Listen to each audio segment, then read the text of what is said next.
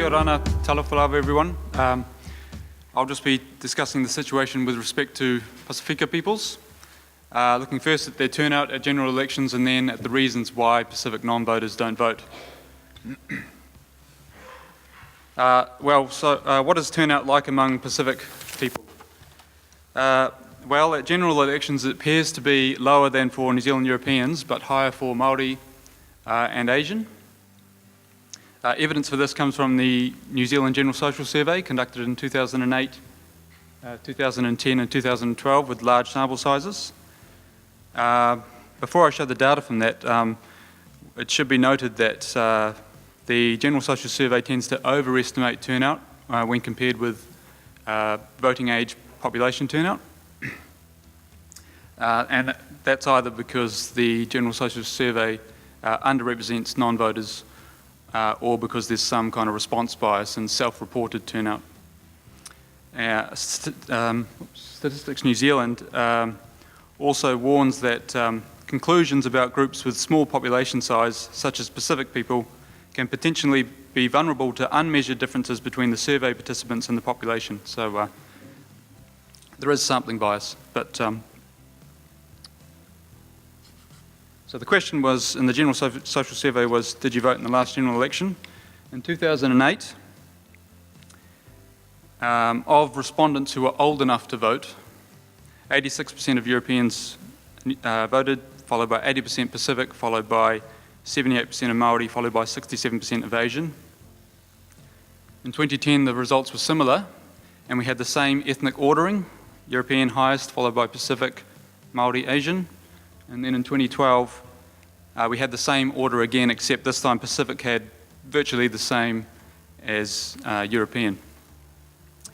So that's what turnout seems to look like. The results seem consistent enough to have a reasonable amount of faith in their validity. However, we have to keep in mind the potential for undersampling of non-voters and also the small Pacific sample sizes. What are the drivers of non-voting among the Pacific population? Well, reasons for not voting have been captured in the General Social Survey and also in the Electoral Commission's voter and non-voter surveys. The latter had small sample sizes, especially for Pacific, for the non-voters, so we have to treat some of the results with caution. Beginning with the General Social Survey, which presented respondents with a list of reasons why they didn't vote. The three most common reasons nominated by Pacific respondents, excluding the other category, in 2008 were 1, I wasn't registered, 2, I was overseas, and 3, I meant to but I didn't get round to it or I forgot. In 2010, we had the same 3 reasons, except this time I meant to but didn't get round to it or forgot was the top reason. In 2012, we had the same, the same reasons were again nominated, and this time the order was the same as in 2010.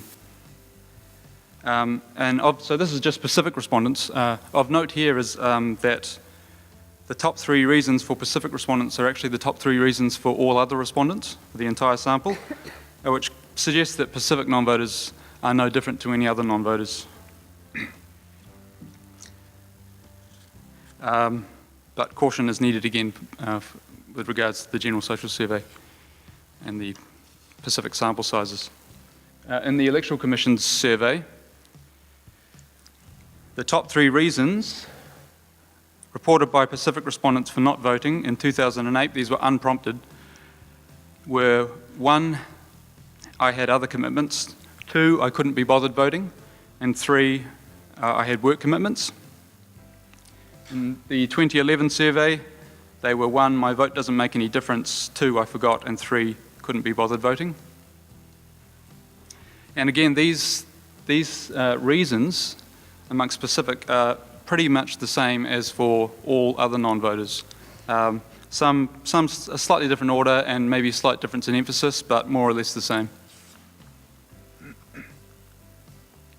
The survey, the Electoral Commission surveys also presented respondents with a list of factors that may have influenced their decision not to vote, and then they were asked to rate the impact of those factors. And of the factors having the strongest influence, those cited by all respondents were in 2008. The most common one was, I'm just not interested in politics. Then secondly, I don't trust politicians. And thirdly, it makes no difference to my life who wins the election. And in 2011, the same reasons appeared again, except that it was obvious who would win, so why bother, replaced it makes no difference to my life. So this is for all respondents. It wasn't broken down by ethnicity. So I think, just to quickly summarise, the reasons for non-voting among Pacific people are more or less the same as for other groups. There is some evidence that there exists a greater degree of cynicism and fatalism about politics among Pacific people, a feeling that I can't do anything about it and my vote doesn't make any difference and it's kind of beyond my control, and it's kind of like an institutional inertia, if you like. And this is reflected in lower levels of external political efficacy, which is basically whether you think the government is responsive to citizens. And I've looked at this. I've looked at some data in the New Zealand election study, variables that measure external efficacy. Pacific tend to come out with the least efficacy. In other words, they're the most cynical and feel the most powerless. For example, they're more likely to agree that politicians and public servants don't care what people like themselves think, that the government is run by a few big interests, that it makes no difference who is in power, that most MPs are out of touch, and so on, even after controlling for age, sex, and year. And I think this might be partially a function of being an ethnic minority.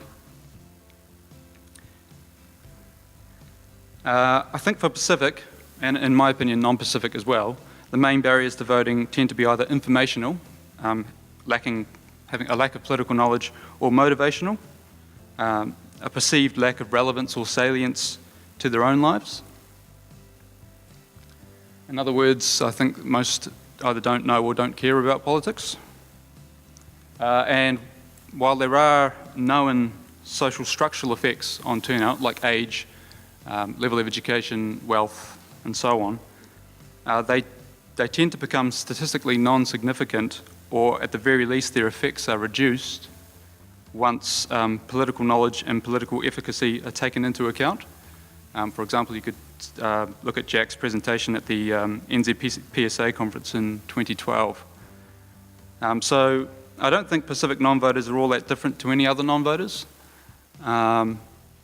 So I think the Electoral Commission's message need not be any different for Pacific non-voters. Maybe the medium by which the message is transmitted might be different, but the message should be the same because the same drivers of non-voting are the same. The other thing I wanted to add is that political knowledge feeds into the competitive explanation that Jack's talking about, because if your perception of the closeness of an election is based on the National Labour gap and not on the centre-left, centre-right gap, then that's a misunderstanding of MMP and that what amounts to a lack of political knowledge, and this may dissuade you from voting. Thanks.